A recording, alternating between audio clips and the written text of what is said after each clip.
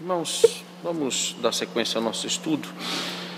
Abra sua Bíblia em Romanos capítulo 11, só apenas para leitura e lembrarmos a base do que nós temos estudado no decorrer desses estudos bíblicos sobre a doutrina da soberania de Deus. Então, Romanos capítulo 11, apenas os versos 33 ao 36.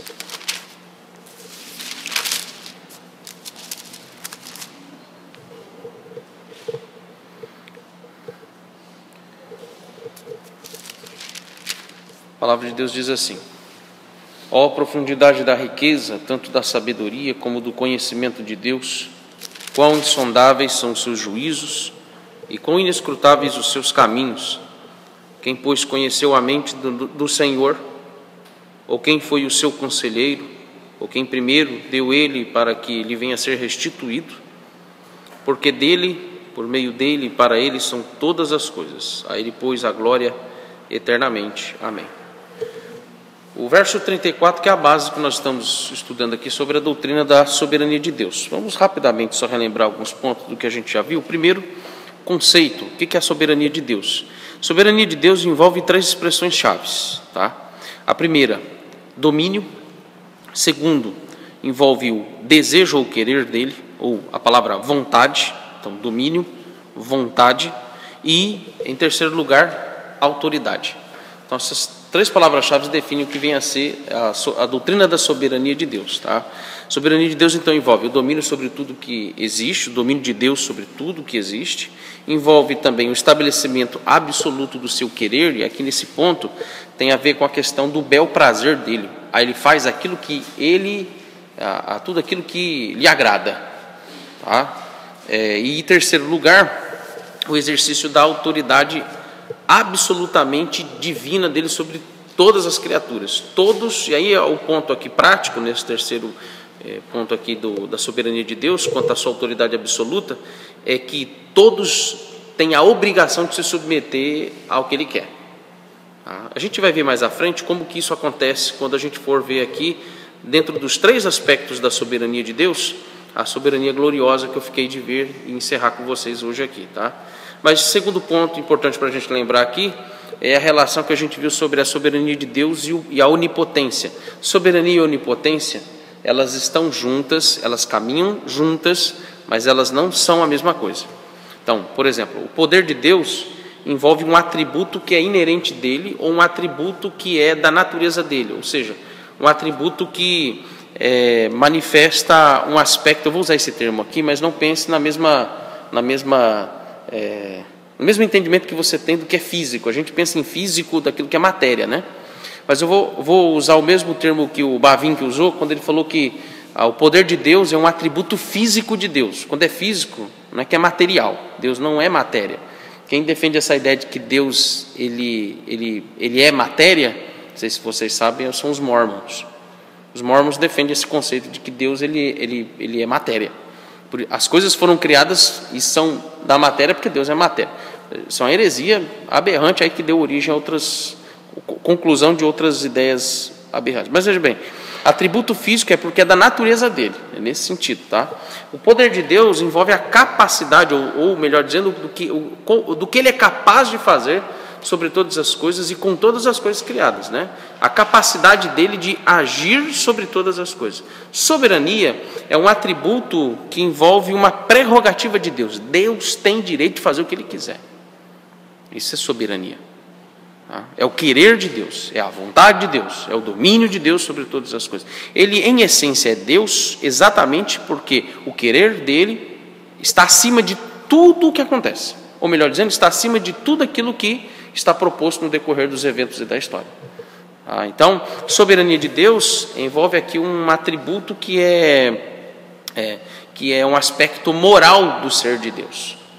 Tá? Na essência dele, ele é Deus porque ele tem direito sobre todas as coisas que ele mesmo criou. Tá? Então, esse foi o que a gente já viu. Agora, aqui os aspectos da soberania de Deus. No último estudo, a gente viu sobre três aspectos. A gente viu sobre o aspecto da soberania natural. O que é soberania natural? É quando Deus ele manifesta a sua vontade de forma universal e inevitável. O que eu quero dizer com isso? É que ninguém pode mudar, ninguém pode alterar, e muito menos alguém pode desprezar a vontade de Deus. Então isso é soberania natural, ou seja, as coisas já estão pré-estabelecidas conforme o querer dele. Soberania graciosa, que foi o que a gente gastou mais tempo falando no estudo passado. Soberania graciosa vai envolver, a gente vai ver também aqui mais à frente, a relação disso com a terceira, mas a própria confissão de fé parece que ela explora mais esse aspecto da soberania de Deus, que é a vontade de Deus, o querer absoluto de Deus sobre a salvação dos eleitos. Então, a soberania graciosa tem a ver com o estabelecimento do reino de Deus, o domínio de Deus de forma especial sobre o povo dele.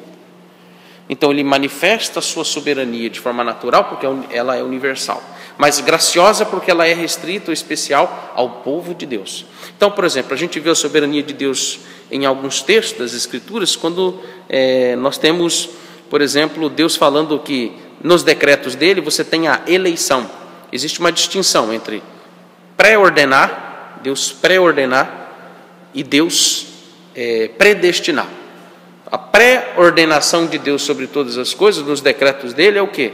É o estabelecimento do querer dele de forma universal.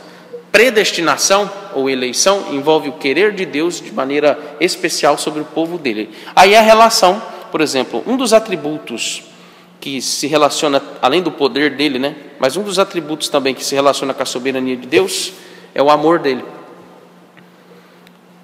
Eu amei, lembra que a ideia, eu não lembro quando que eu mencionei, isso foi domingo pela manhã ou domingo à noite, mas nós vimos sobre a ideia de que Deus primeiro, foi domingo à noite, no sermão da noite, da soberania de Deus na salvação, né? Deus primeiro nos ama, Deus primeiro nos encontra.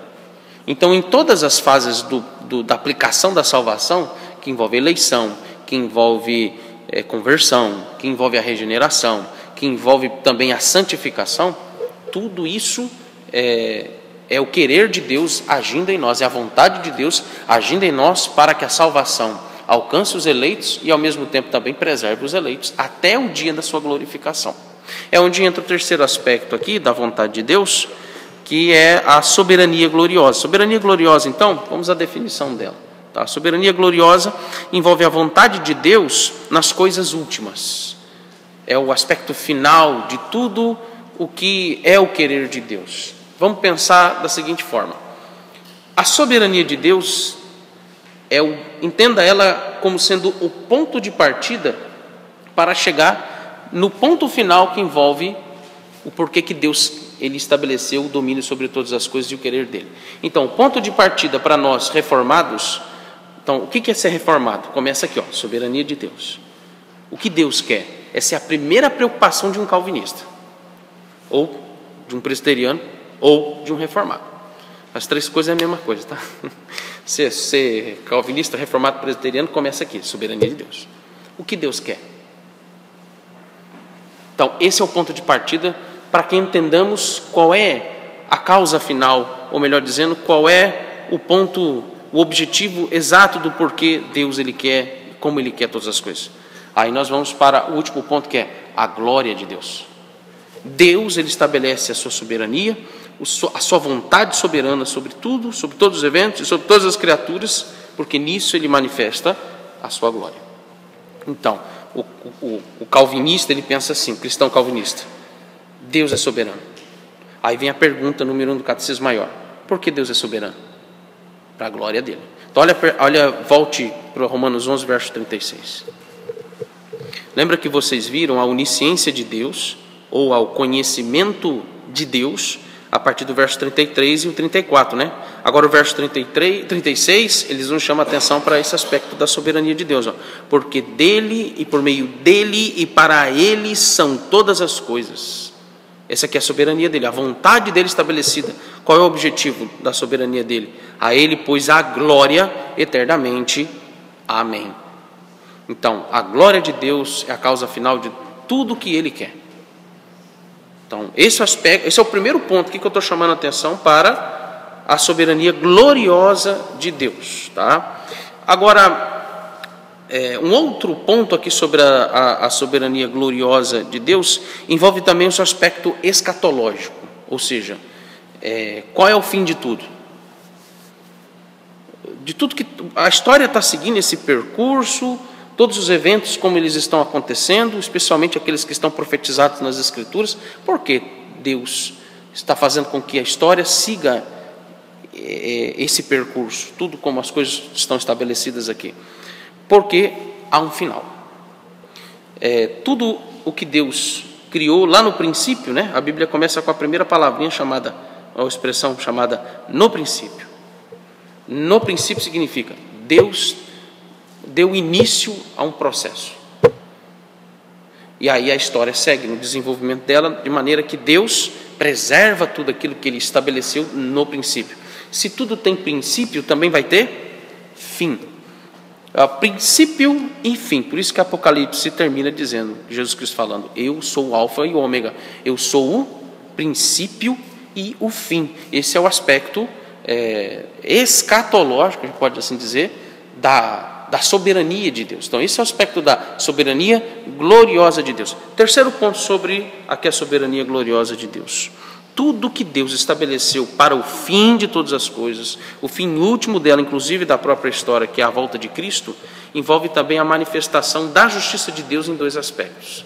No fim de tudo, Deus irá, por completo, salvar os eleitos e, por completo, definitivamente, destruir os ímpios ou lançá-los no lago de fogo. Esse é o fim último, podemos assim dizer, da soberania de Deus em todas as coisas. Então, a soberania gloriosa de Deus tem relação com a soberania graciosa. Veja que na soberania graciosa nós não falamos dos ímpios. A soberania graciosa fala especificamente da relação da vontade de Deus com a igreja, com os eleitos. Enquanto que a soberania gloriosa inclui a igreja, mas também agora entra nesse aspecto os ímpios. A punição, a condenação consumada dos ímpios no final de tudo. Tá? E o último ponto da soberania gloriosa é que, então, nisso, a vitória de Cristo manifesta a glória de Deus. Tá? Tudo começa mostrando a glória de Cristo, a glória do Pai, a glória do Espírito Santo em a vitória sobre Satanás, o mundo, o pecado e tudo aquilo que é inimigo de Deus ou vai contra o próprio Deus. Tá? Então esses são os aspectos da soberania gloriosa. Eu havia prometido a vocês que a gente ia tratar disso, ou pelo menos averiguar ou identificar nos símbolos de fé o que a gente pode descobrir sobre a soberania de Deus, a doutrina da soberania de Deus. Então vamos começar pela confissão de fé, primeiro no capítulo 2, as duas primeiras sessões. Eu vou pedir que você, se tiver aí, abra a confissão de fé no capítulo 2, nas sessões 1 e 2.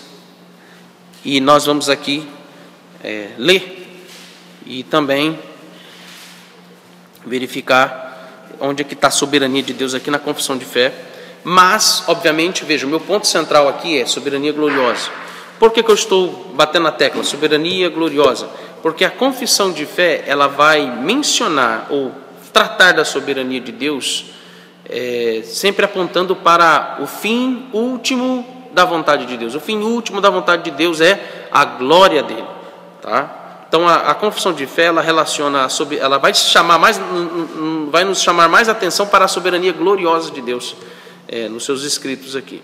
Sessões 1 e 2, olha o que diz. Capítulo 2. Vamos começar pelo capítulo 2. Ela diz assim, Deus tem em si mesmo e de si mesmo toda a vida, glória, bondade e bem-aventurança. Ele é todo suficiente em si e para si, pois não precisa das criaturas que trouxe à existência. Não deriva delas glória alguma, mas somente manifesta a sua glória nelas. Vê que ele está enfatizando que em todos os atributos de Deus, qual é o fim último? A glória de Deus. Ele falou da existência de Deus, ele falou da essência espiritual de Deus, ele falou da bondade de Deus, ele mencionou também a suficiência, ou melhor dizendo aqui, a transcendência de Deus, em tudo isso. E tudo isso é a manifestação da glória dele. E ele continua dizendo na sequência, ele é, perdão,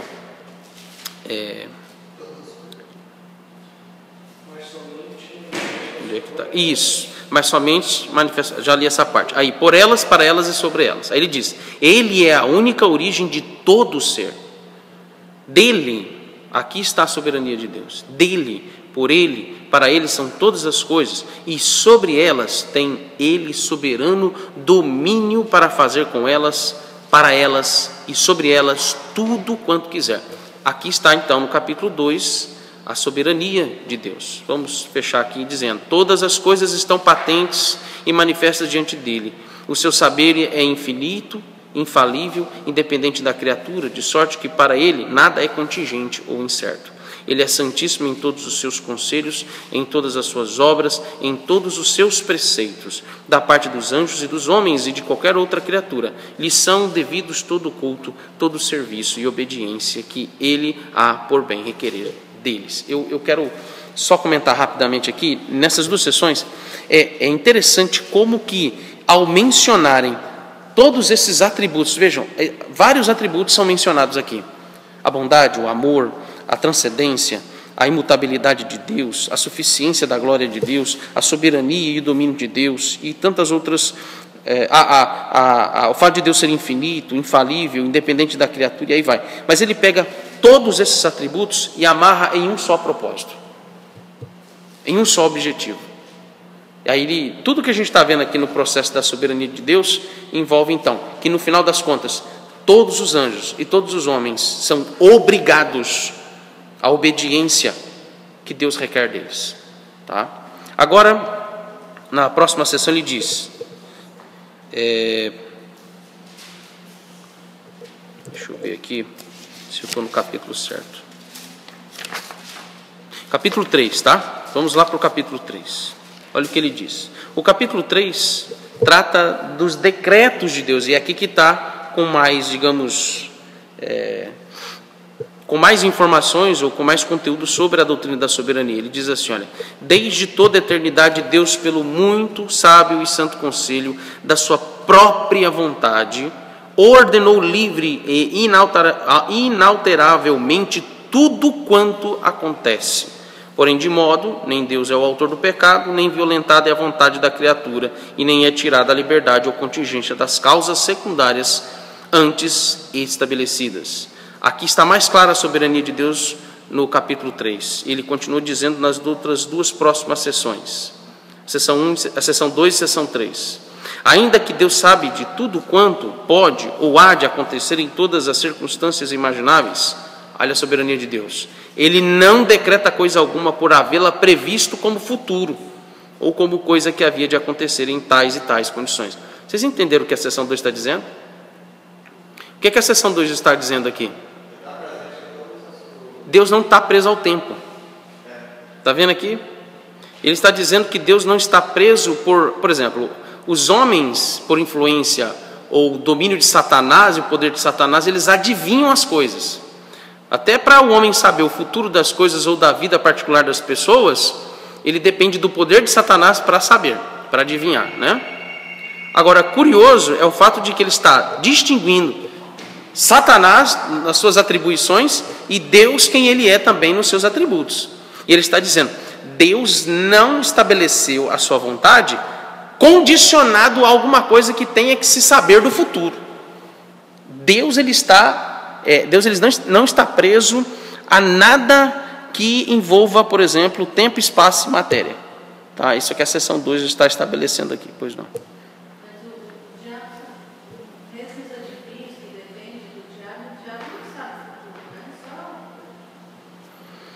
Sabe, algumas coisas ele sabe. Algumas coisas ele sabe.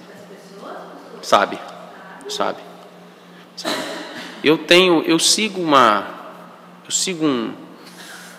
Eu vou falar uma ideia, uma tese, de que Satanás vai além do que é apenas matéria física.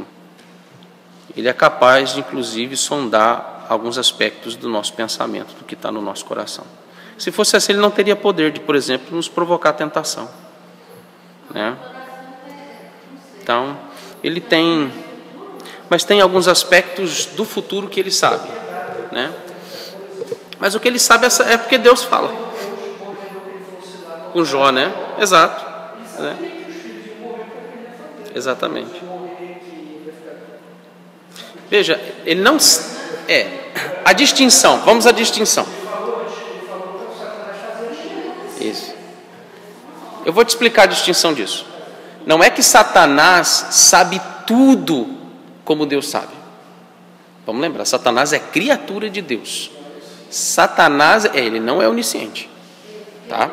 Deus é onisciente. Mas há aspectos do futuro que ele sabe. Algumas coisas ele sabe. Sagaz, ele é sagaz.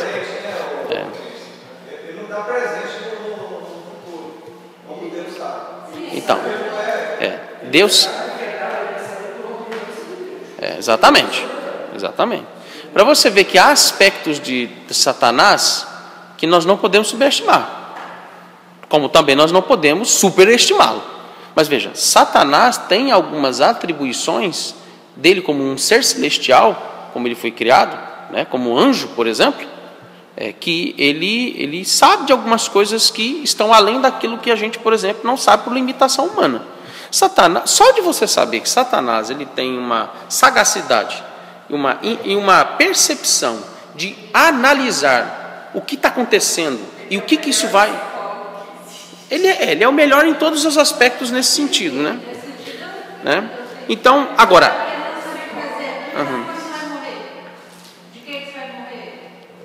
Não sei. Não sei. Isso... Sim. Ficava sabendo. Sim. Agora, eu não sei em que medida é isso. Sim. Então, eu não sei em que medida é isso. Pode acontecer, eu concordo, eu acredito que isso aconteça. Agora, olha só, eu não sei em que medida é isso. O que a gente sabe é que à medida que Satanás sabe de coisas que envolvem o futuro, não significa que ele é onisciente. Ele é uma criatura da qual, pela vontade soberana de Deus, ele sim fica sabendo e até mesmo como as coisas são conduzidas. Porque olha só, a Bíblia fala que ele é o príncipe desse mundo, e que ele é o Deus desse século. Significa que ele age de maneira que todo o poder dele, a sagacidade dele, implica em coisas também, em eventos do futuro. Mas veja bem, ele é uma criatura limitada, e que Deus, inclusive, por sua soberania e vontade, controla e determina aquilo que, inclusive, ele tem que fazer. Até mesmo adivinhar coisas que iriam acontecer. Gente, isso acontece em determinadas igrejas. Por que tem pessoas que conseguem acertar coisas que vão acontecer? É Deus ou é Satanás? Tá vendo? Então não é Deus, né? Sim. Os falsos profetas e os verdadeiros profetas, em relação a isso. Oi? Também. Eu vou falar assim, pensando no aspecto humano. Nós vivemos muito pouco comparado desde a criação que Satanás está nesse mundo. Ele conhece a natureza humana e ele é profundo estudador dessa natureza. Ele tem habilidades que a gente não tem. Se a gente consegue prever determinadas coisas... Exato. Que dirá o próprio Satanás que... como você disse, tudo aqui é engendrado por ele. Você percebe isso também no Jardim do Éden, lá na queda. Todos esses atributos... Então, gente, só para seguir aqui... Aí vamos fechar esse ponto aqui. Mas deixa eu perguntar, ficou claro para você esse aspecto? Até que ponto Satanás... É possível, mas por ordenança divina. Ele não fica sabendo e nem atua em relação a coisas do futuro sem que Deus determine ou o autorize para isso. É a soberania de Deus até no fato de Satanás usar um médium, né, um feiticeiro, para descobrir coisas que podem acontecer com a vida da pessoa. Deus falou para Satanás, entregou Satanás ao próprio pecado e o erro dele para fazer com que aquilo que Deus ordenou, para a própria glória dele e manifestação da justiça dele e punição do ímpio, ele vai lá e faz, Satanás, vai lá. E aí, aquilo que é do futuro, Satanás vem e usa o que é do futuro, que está para acontecer, ele usa de forma mentirosa e profana, e vai lá e fala, fulano vai morrer assim, ou vai acontecer isso. Né? Que é o que acontece entre espíritos e outros lugares por aí. Mas, pois não. Não, pode não. Pode falar. Quando Saul consultou a vidente, né, Aham. Eu vi um negócio desse essa semana, mas pode falar. Era assim, o entendimento meu, quando eu vi para ser evidente, não pode ser Samuel. Mas ele fala e interpreta como Samuel pela descrição das características que ela dá. Descrição das características que ela dá. Então não seria Samuel.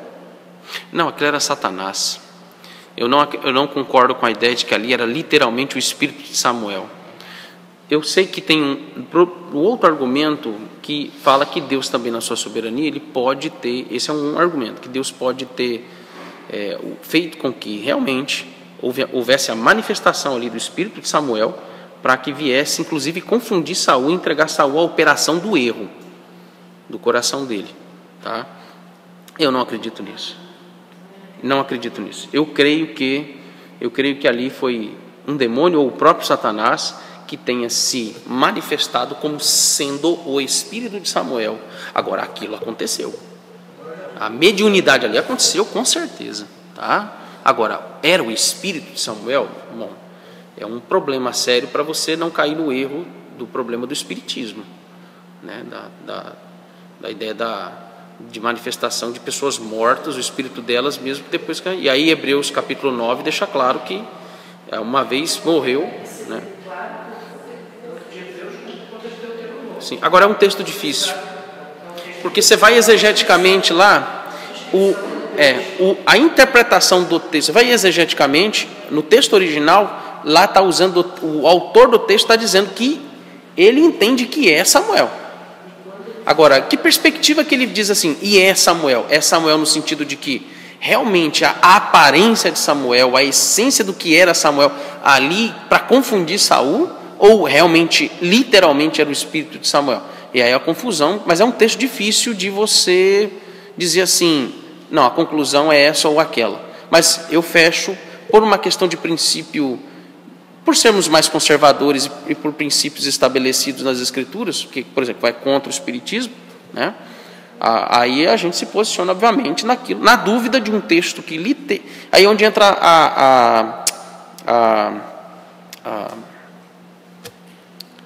a parte crítica do texto, ou a crítica textual, para avaliação dos textos mais antigos, os que são mais... que predominam mais quanto ali... Mas... aí nessas dúvidas, por não conseguir recorrer aos textos mais antigos, eu prefiro ficar com a posição conservadora, tá?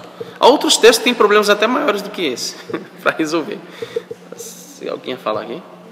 Não. Os maiores estudiosos da Bíblia, depois que teve o período da não revelação,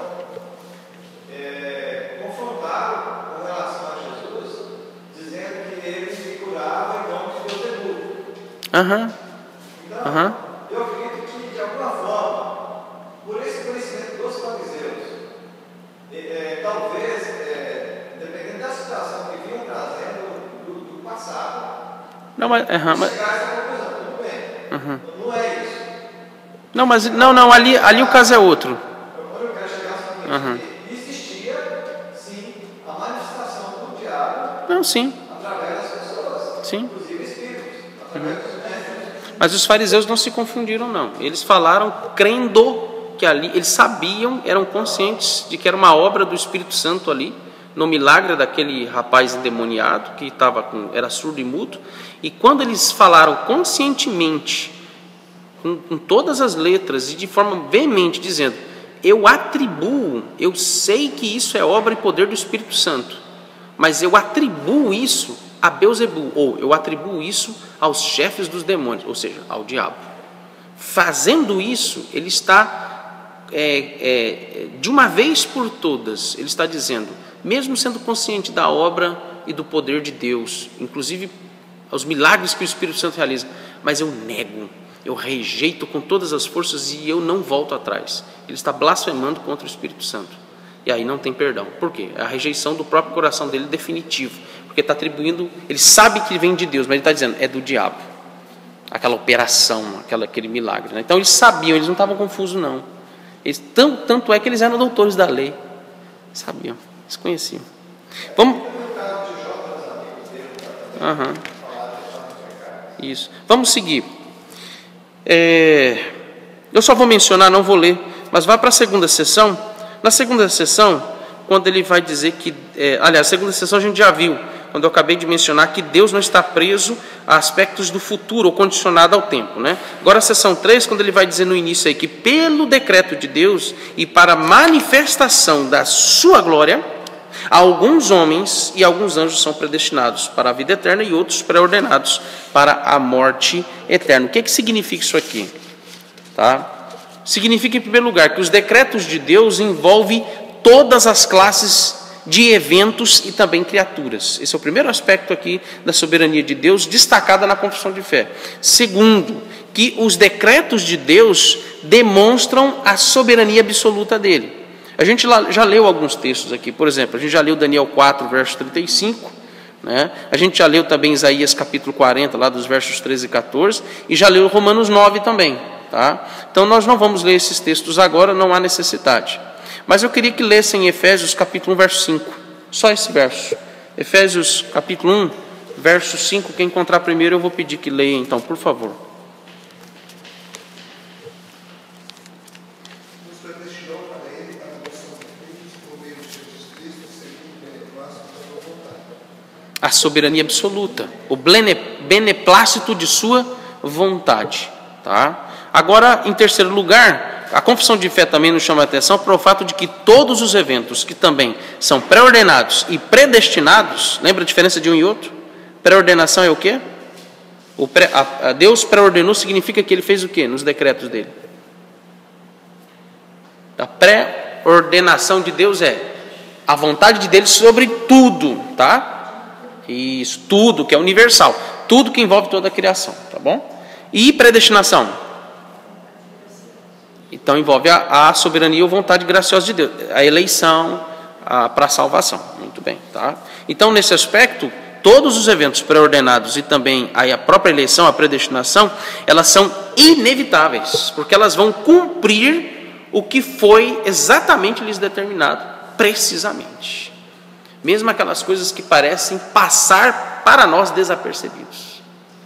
Você não presta atenção, você não se atenta, porque naturalmente a gente vai dar mais, nós somos limitados, então nós temos que dar mais atenção a certos aspectos da nossa vida do que em outras coisas que estão em nossa volta. Ninguém vai passar o dia todo vendo como que como que um formigueiro funciona, para saber como que os decretos de Deus ali estão estabelecidos no formigueiro. Esses dias eu saí com os meninos lá no condomínio, eu fui fazer minha caminhada e eles estavam brincando de bicicleta. E aí o Levi ficou lá sentado e vendo. Eu falei, o que você está fazendo aí? Eu quero saber tudo que a formiga faz. Mas quer saber tudo que ela faz? Ficou no máximo lá, acho que 20 minutos, cansou e foi embora, não aguentou. É limitado, né? Não dá para saber tudo. Mas veja que nada, irmãos, tudo, qualquer coisa, qualquer ser vivo que exista, a menor coisa que exista nesse mundo, não passa desapercebido por Deus. Eu acho que isso que faz a diferença da gente com os puritanos, né? Porque eles tinham uma percepção muito mais exata disso. A aplicação que eu ia. Mas é isso mesmo, pronto. É bom que você já me ajuda aqui, para não demorar muito. Mas os reformados, e os herdeiros deles, que são os puritanos, eles tinham no sangue soberania. Quais eram os 2 pontos? Soberania e a glória de Deus. As 2 coisas que eles mais estudavam e que eles mais meditavam. Os puritanos tinham a habilidade de meditação. Meditação envolve oração e reflexão do que você ouviu da palavra. Então, eles meditavam incessantemente. As 2 coisas que mais eles pensavam. Vontade, o que Deus quer comigo? Qual é a vontade de Deus para mim? Aí no meio, entre a vontade de Deus e a glória de Deus, eles pensavam assim, longe de mim o que eu quero. Longe de mim o que o meu coração quer. E aí um dos puritanos, William, vai lá, meu querido professor de inglês. William, é esse mesmo. William Perkins, é assim que pronuncia? É que eu quero que você me ajude a pronúncia. Tá? Perkins, né? William Perkins, ele tinha uma frase que era muito comum entre eles, os puritanos falavam assim, o calvinista sempre tem que desconfiar de si mesmo. O lema dele em relação à doutrina do homem, desconfie de si mesmo. Porque o nosso coração... Então, entre soberania de Deus, a vontade de Deus e a glória de Deus, o homem ele tinha que se diminuir, porque ele não pode colocar no coração dele, além da soberania de Deus, o querer dele, de jeito nenhum. Então, esse é o aspecto aqui para aplicar. Vamos rapidamente, outro texto. Aliás, vamos manter em Efésios. Existem vários textos que eu queria mencionar, mas vamos só para Efésios, capítulo 1. Já lemos o verso 5. Eu quero que agora vocês leiam, por favor, o verso 6 e o verso 12. Só esses dois versos. Verso 6 e verso 12. Outra pessoa, por favor, encontre para mim 2 Tessalonicenses 2, verso 13. Tá?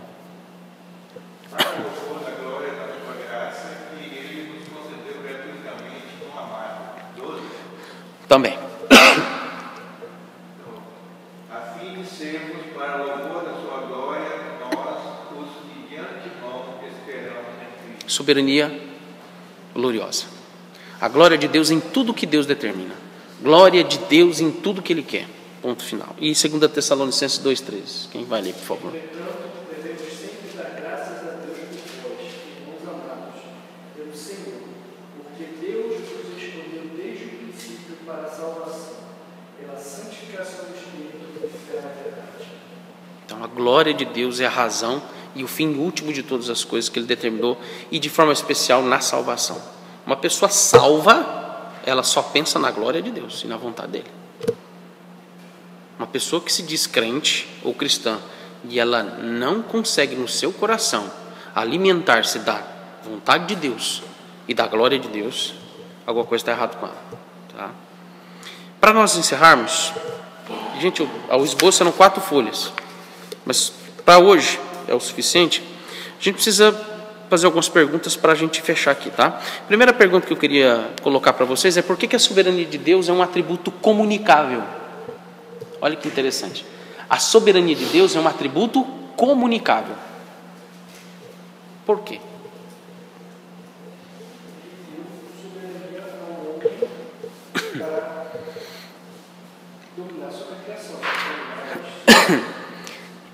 Em certa medida a gente pode dizer que isso faz parte, mas não é esse ainda o ponto. Não é esse ainda o ponto. Também tem relação, mas ainda não. Então vamos lá, a gente vai colocar a resposta aqui. Deus comunicou, a soberania de Deus é um atributo comunicável, não é porque ele passou um pouquinho da soberania dele para nós, não é nesse sentido.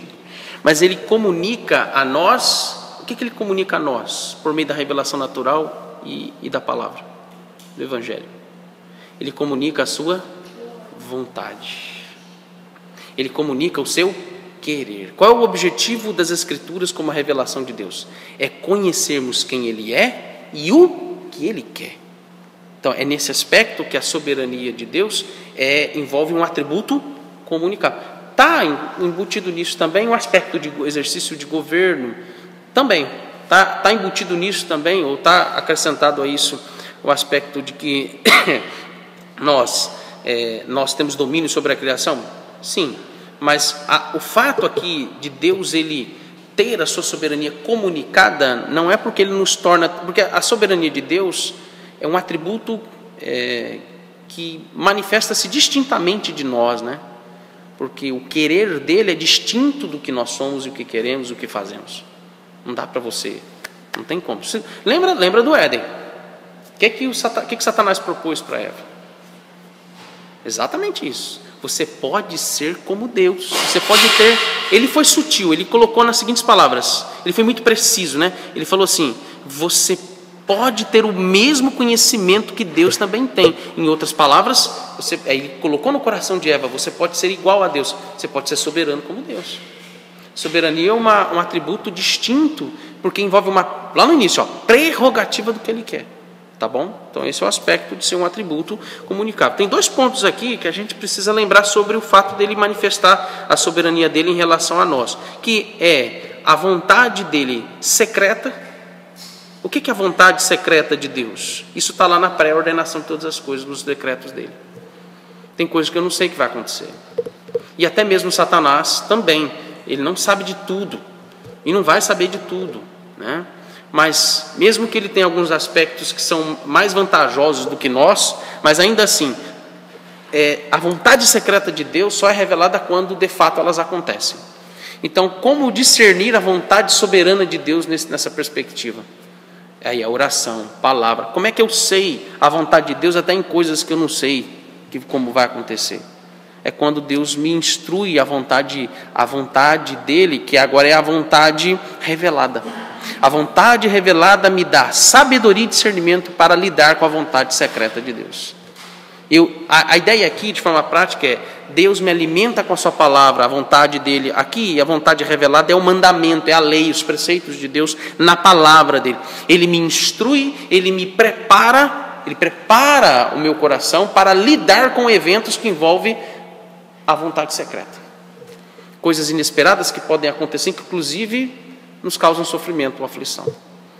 Então, esse é um aspecto da soberania de Deus comunicada a nós. A vontade secreta é porque as coisas inevitavelmente acontecem. E a vontade revelada porque Deus prepara o crente para que ele venha lidar com essas circunstâncias também da vontade secreta de Deus. Tá? A confissão de fé usa muito a palavra conselho. Deus, já perceberam que no relato de tudo o que Deus fez, ele vai colocando da seguinte forma: Deus pelo seu sábio e santo conselho. Deus pelo seu sábio e muito santo conselho, ele fez, ele decretou, ele elegeu, ele estabeleceu, ele pré-ordenou, ele salvou, né? Ele regenerou. Os termos que comumente são usados antes de dizer o que Deus fez, quando vai ensinar alguma doutrina relacionada, inclusive à salvação. Tá? Última pergunta: a vontade de Deus é uma imposição arbitrária dele? Porque se inevitavelmente as coisas acontecem, e aí, a vontade de Deus é uma imposição arbitrária dele a nós? Aí vamos... Então, aí a definição de arbitrário aqui que eu quero colocar é no sentido de... como que fica a minha liberdade? Como que fica a minha esfera? Lembra de Abraham Kuyper, quando fala de onde vem o conceito de soberania das esferas? Vocês lembram, né? Então... ali, cada aspecto que envolve o homem na sua relação com o todo da criação. A sociedade, que é o Estado, a sociedade que envolve a igreja e o núcleo de todas essas duas, que é a família. Elas são autônomas, mas elas sendo autônomas, elas não estão independentes. Aqui que entra o fato de que nós sabemos que Deus, ele não estabelece o seu querer de forma arbitrária, ou ele simplesmente anula a nossa liberdade de atuação como ele mesmo nos criou. Ele não anula a nossa responsabilidade na sua soberania, mas ele faz com que, por isso que Abraham Kuyper chamou de soberania aqueles aspectos que envolvem esses três principais segmentos da humanidade. Por que ele fala soberania das esferas? Porque ele não está dizendo que as esferas da sociedade são soberanas por si. O que ele está dizendo é que Deus é soberano sobre cada uma delas. Tanto é que o desenho que se usa, quando os círculos, as pontas dos círculos se encontram, você vai ver o símbolo da Trindade. Deus presente em todas as esferas. Elas são autônomas porque o Estado não pode interferir na família. Família, aliás, a igreja também, em alguns aspectos, ela não pode interferir na família. Cada segmento tem a sua autonomia, como Deus determinou na sua lei, mas elas estão interligadas, elas se cruzam. E em alguns aspectos, a lei de Deus, porque um indivíduo, ele, por exemplo, é pai, mas ao mesmo tempo ele pode ser o quê na sociedade? Pode ser um vereador, pode exercer algum cargo, um ofício, alguma função no seu trabalho também, que é aspecto público. Esse mesmo indivíduo, ele sendo membro da igreja também, sendo pai, marido, mas ele também pode ser eleito um presbítero, pode ser eleito um diácono, ou pode ser, como membro da igreja, atuar em várias áreas que envolvam os ministérios da igreja. Ele está inserido nessas três, ele faz parte das três, como cidadão, marido, pai e como membro da igreja, no mínimo, ou talvez oficial da igreja. Então, a autonomia estabelece cada um no seu devido lugar, mas em todas elas, Deus está agindo soberanamente. Então ele não impõe no sentido de anular a nossa responsabilidade, tá? Ou a nossa liberdade, mas significa que nisto ele está manifestando a sua sabedoria. Por isso que inevitavelmente todas as coisas acontecem conforme a vontade dele, porque ele é sábio. Esse é o primeiro ponto. Segundo, por que Deus, por que a soberania dele não é uma imposição? Porque Deus, ele é justo. Segundo, porque Deus é bom. A soberania dele, o crente, ele olha para a vontade soberana de Deus, ele diz, Deus é bom. O ímpio não. Por que eles dizem que Deus é arbitrário? Esse Deus dos calvinistas é um Deus arbitrário. Porque o pecado faz com que eles digam, eu não aceito a vontade de Deus, eu rejeito a vontade de Deus. Mas eles não podem evitar a vontade de Deus. Deus faz a vontade dele na vida deles, para a glória dele. E o final de todas as coisas é a glória de Deus. Fecho por aqui. Na próxima semana eu termino o que faltou, tá?